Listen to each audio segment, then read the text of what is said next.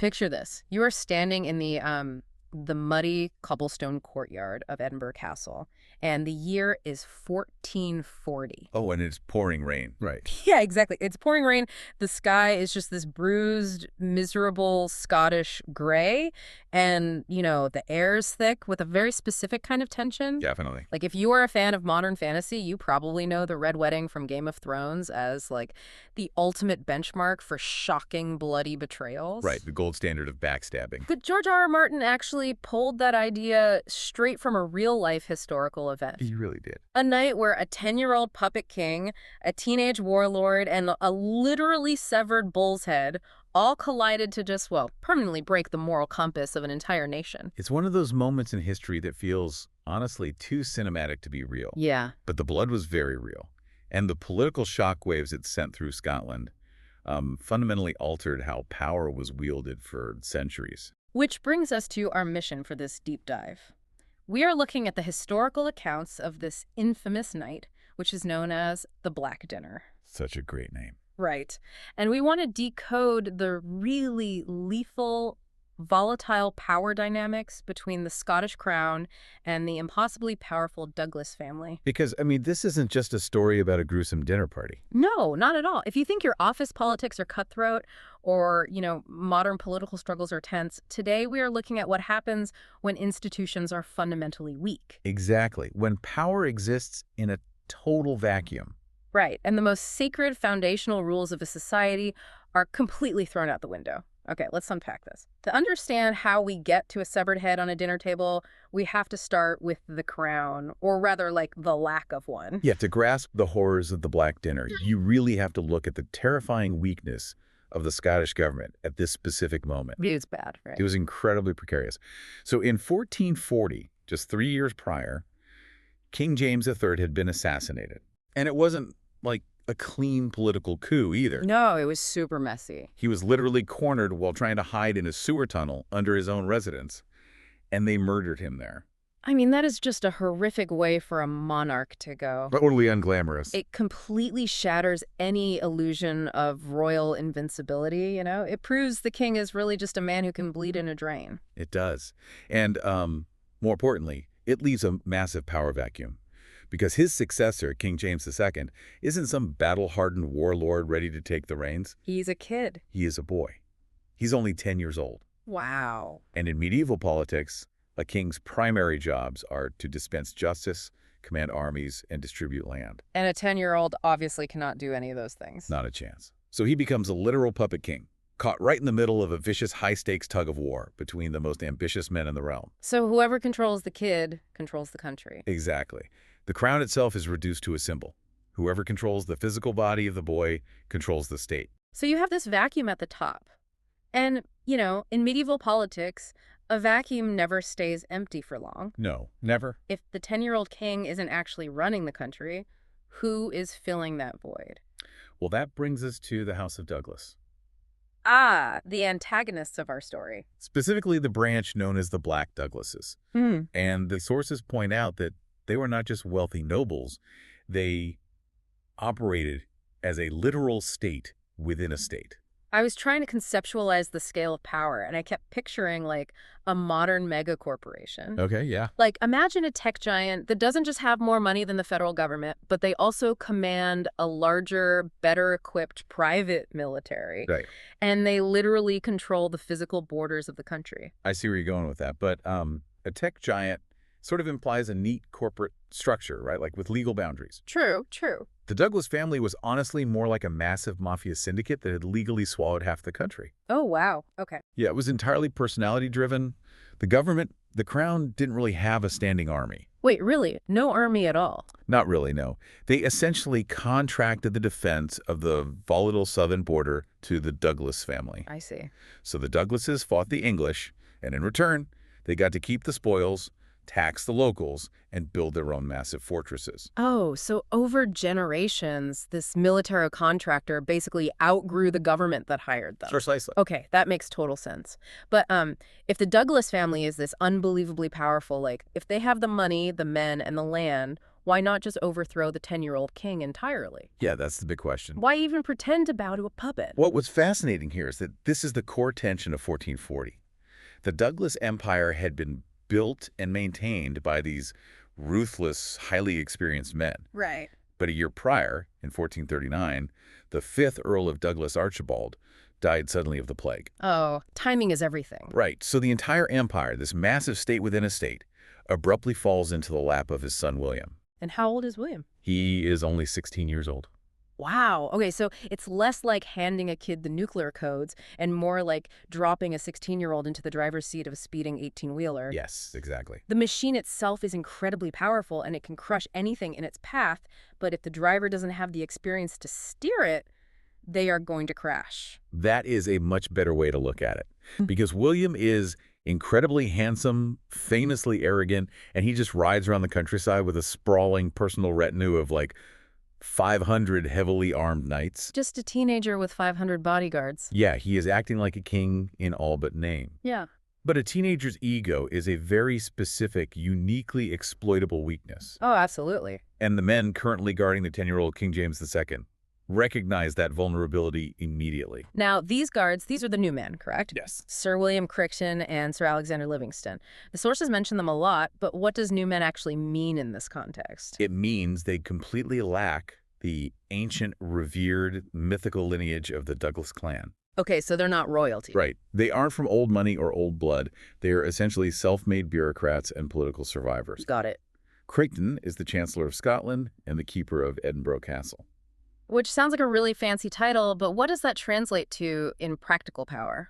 Well, in modern terms, being keeper of the castle means Crichton controls the physical safe where the government's most valuable asset is locked up. The king. Exactly. He doesn't have a massive army sweeping across the countryside, but he has the ultimate home field advantage. Right. To Crichton and Livingston, 16-year-old William Douglas isn't just an arrogant kid. He is an existential threat to the crown and to their own control over the puppet king. Because if William decides to roll up with his 500 knights, it's game over. Exactly. They know they cannot defeat 500 Douglas knights on an open battlefield. So they have to pivot. I mean, if you cannot win a physical assault against a teenager with a private army, you have to use psychological warfare. You do. You have to pierce that ego. Yes. And their execution of that strategy is just chilling. Walk us through it. So, in early November 1440, a letter arrives at the sprawling Douglas stronghold down in the south. Okay. It bears the royal seal, and it is written in the name of the 10-year-old King James II. And the tone of this letter is masterfully manipulative. Like, it doesn't command William to appear at court, which would have obviously made him defensive. Right, that would trigger his ego in the wrong way. Instead, it says, the young king is lonely. Yeah. It says he misses the companionship of his cousins. The letter invites 16-year-old William and his 12-year-old brother David to a grand banquet at Edinburgh Castle. Just a friendly dinner. Right. It's pitched as a chance to discuss the affairs of the realm and build a lasting friendship. It is pure bait. It's entirely bait, but the bait works. Which is wild, because if you're listening to this right now, you are probably screaming at your dashboard, wondering why on earth an arrogant teenager who holds all the real military power would willingly walk directly into the fortified lair of a rival like Chancellor Crichton. It seems insane. Didn't William's advisors see this coming from a mile away? Oh, the older Douglas advisors were absolutely terrified. The historical accounts note that they basically begged him not to go. Then why did he? You have to understand the cultural operating system of medieval Scotland. Okay. There was a deeply entrenched concept known as the ancient law of hospitality. Wait, so why is this law so unbreakable? People are murdering kings in sewers, but they won't break a dinner invitation? Because in a violent medieval society without a unified police force, trust is your only currency. That makes sense. The law of hospitality was this unwritten but universally respected rule that once you break bread in a man's house, your life is completely under his protection. If you cannot trust that you won't be murdered at a negotiation table, diplomacy becomes physically impossible. So it's like a baseline rule of engagement. Exactly. Breaking this law wasn't just considered rude or illegal. It was viewed as a mortal sin that would stain your soul and invite divine retribution. It was a threat to the very fabric of how their society functioned. So William is leaning heavily on this sacred cultural armor. Yes. He assumes no one, not even a slippery bureaucrat like Creighton, would dare break the law of hospitality. Let alone with the most powerful family in the country. Exactly. Plus, as you mentioned, he's a teenager trying to steer an 18-wheeler. He sees an invitation from the king as a chance to stroll into the capital, flaunt his status, and solidify his dominance at the very heart of the royal court. That hubris is his fatal flaw. Yeah. Ignoring all the terrified warnings from the seasoned veterans in his camp, William, his 12-year-old brother David, and a small group of loyal friends, including a man named Malcolm Fleming, start the long ride north to Edinburgh. And the journey ends at the gates of Edinburgh Castle. And the psychological trap that Crichton sets right at the door is brilliant. It really is. He is waiting at the gates, playing the gracious host, and he tells William, this is just a simple family dinner. There is no need for an army inside the walls of your king. So casual. Yeah, he insists that the 500 knights stay down in the town below the castle. And here, Crichton is weaponizing William's own toxic bravado against him. Oh, totally. If William insists on bringing his guards in, he looks scared. He looks weak. Right. And a 16-year-old warlord cannot afford to look weak in front of a rival. So William, desperate to prove he is untouchable, agrees. He leaves his army behind. Yep. William, David, and his few friends walk through the gates of Edinburgh Castle, and the heavy wooden doors slam shut behind them, completely cutting them off from their 500 knights. It is the ultimate false sense of security. It really is. And the staging of what happens next is what cemented this event in infamy. The evening of November 24th begins with this incredible, deceptive warmth. Okay, set the scene for us. So we are inside the great hall of the castle. There are flickering candles, long tables, music playing. The 10-year-old king, James II, is genuinely thrilled. That detail makes the whole setup so much darker. It does. Because the boy king has no idea he is the bait. He is just a lonely child who is ecstatic to finally have friends his own age to talk to and laugh with. Exactly. The sources describe hours of this, like the smell of roasted meats, the clinking of goblets, the laughter of these young boys enjoying a feast. Meanwhile, Crichton and Livingston are just sitting in the shadows waiting for the performance to peak. Just watching.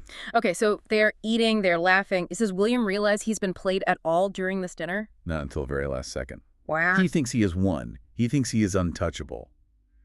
But Crichton and Livingston know exactly how they want this to end. So what happens? Suddenly, the music in the Great Hall stops. Oh, boy. Complete silence falls over the room. Two servants emerge from the back carrying a massive, heavy silver platter. Here's where it gets really interesting. The platter is covered by a black cloth. They walk slowly down the length of the hall, the sound of their boots echoing in the silence, and they place the platter directly on the table in front of 16-year-old William Douglas. So William reaches out and pulls back the black cloth, and underneath it is the severed head of a black bull. Yeah. Now, to a modern listener, that sounds grotesque and weird, but what does that specific symbol actually communicate in 1440s Scotland? It communicates immediate, inevitable death. Oh, wow. In the ancient traditions of the Highlands, the black bull's head was the ultimate symbol of condemnation. It wasn't just a threat, it was a visual death sentence. Like a mafia kiss of death. Exactly. It was a theatrical way of saying, your life is already over. The color instantly drains from William's face. And the 10-year-old king realizes what is happening at the exact same moment, right? He does. James II bursts into tears. He starts screaming, begging Crichton and Livingston to stop, pleading for the lives of his new friends. That's so sad. And this reaction completely exposes the brutal reality of the power dynamic you mentioned earlier. The king's tears mean nothing. He has absolutely no authority in his own castle. None at all. Livingston's men-at-arms rush into the hall from behind the tapestries. They physically drag the teenage Earl and his 12-year-old brother away from the dinner table out into the cold November night. They drag them to the castle courtyard, an area known as Castle Hill, and they hold a mock trial. They do. But this is something I want to clarify. If Crichton and Livingston have the boys dead to rights and the king is powerless to stop them, why bother holding a trial at all? That's a great point. Why not just execute them in the hall? Because they couldn't just murder him. That would be an outright assassination, which would guarantee a civil war with those 500 knights down in the town. Of course, the knights. Right. But if they convene a hasty parliament on the spot and charge him with high treason in the physical presence of the king, It gives the execution a thin veneer of legality. That is so cynical. It is a masterclass in weaponizing the justice system. The verdict was preordained before William even received the invitation. So the sentence is death by beheading. Yeah. And the detail from the sources that always stops me in my tracks is William's final act. Oh, that's brutal. He is 16, he has been completely outplayed, and he is about to die, but he shows this heartbreaking final spark of familial duty. He makes one request to his executioners. Yeah. He asks that his 12-year-old brother David be beheaded first. It is a devastating moment. He asked for David to die first, simply so the younger boy wouldn't have to bear the psychological trauma of watching his older brother's head get severed. That is just awful. The executioners grant the request. The axe falls twice. And with those two strikes, the direct line of the 5th Earl of Douglas is extinguished. The immediate threat of this teenage warlord steering the Douglas Empire is eliminated. It is. But the cost of this act is astronomical. I mean, a single betrayal fundamentally broke the rules of engagement in Scotland. They violated the ancient law of hospitality. They weaponized the king's seal. They murdered children under the banner of a peace summit. It was a calculated, ruthless political success for Creighton Livingston. But it was a total moral catastrophe for the nation. Right. And what is truly compelling is who actually walks away from this catastrophe with the most to gain. Because, surprisingly, it wasn't the crown. No. So what does this all mean? The man who benefited the most from the Black Dinner was the murdered boy's great-uncle, a man known to history as James the Gross Douglas. What a title. With William and David dead, James the Gross quietly steps in and inherits all the Douglas titles, all the massive wealth, and all those sprawling borderlands. And the sources note that his silence in the aftermath of the murder was incredibly suspicious. Oh, totally. His silence speaks volumes. It forces us to examine the legal mechanics of inheritance and the sheer opportunism at play. Did James the Gross know about the plot beforehand? Did he actively help Creighton and Livingston plan it? We don't have a smoking gun, but the idea that an uncle would quietly let his teenage grandnephews walk into a slaughter just so he could legally inherit an empire is staggering. It's sickening. He didn't even try to avenge them. He just took the keys to the castle and moved on. It forces you to imagine the chilling level of family betrayal required to pull that off. He let Creighton do the dirty work, and he reaped all the rewards. Exactly. But the collateral damage of this event didn't stop with the Douglas family. We have to look at the psychological damage done to the 10-year-old King James II. Oh, definitely. Because he had a front row seat to this trauma. If we connect this to the bigger picture, he was the bait. The regents used his genuine loneliness and his royal seal to lure those boys to their deaths. Yeah. James II learned a very dark, very clear lesson that night. He learned that the sacred rules of hospitality are just words. He learned that the justice system is just a tool for murder. It's completely corrupt. Exactly. And most importantly, he learned that in Scotland, power is never freely given, and it cannot be negotiated. Power is taken with a blade. And we see the horrific proof of that lesson 12 years later. We do. James II grows up. He becomes a scarred, hardened adult monarch who finally has real control over his kingdom, and the cycle of violence repeats itself. It's almost poetic in a dark way. James II invites the new Earl of Douglas, another member of that same family, to a dinner at the royal court. He even issues the man a written safe conduct pass, bearing the royal seal, guaranteeing his protection. A direct echo of the false promises made at the Black Dinner. The Earl of Douglas trusts the seal, just like William trusted the law of hospitality. And when the dinner negotiations go sour, James II doesn't rely on regents or executioners or mock trials. No. The King of Scotland pulls out a knife and personally stabs the Earl of Douglas 26 times. Unbelievable. The trauma of the Black Dinner essentially created a monster. It taught a boy that the only way to rule is through absolute, unpredictable violence. It soaked Scottish history in blood for the next 200 years. It is a haunting legacy. You have this massive power dynamic between a vulnerable crown and a wildly wealthy dynasty, and the result is the absolute collapse of institutional trust. There is a grim historical poem that survived from the era, and it perfectly captures how the average people viewed this betrayal. Oh, let's hear it. It goes Edinburgh Castle, town and tower, God grant thou sink for sin, and that even for the black dinner Earl Douglas gat therein. The event literally crushed the ground it happened on in the minds of the public. This raises an important question, though, Yeah. because it leaves us with a profound framework for how we view power, and specifically the people who wield it. Yeah. We spend so much time analyzing the overt violence, Yeah. the beheadings, the stabbings, the men swinging the axes. We focus on the men executing the plots, like Crichton and Livingston. But what about the unrecorded whispers of history? What about the quiet opportunists like James the Gross? It is something for you to really chew on after this deep dive. If you were in a position where sheer, total silence could win you an empire, would you speak up to save your own family? Or would you quietly, patiently let the trap snap shut? In the Game of Thrones, sometimes the deadliest players are the ones who never even draw a weapon.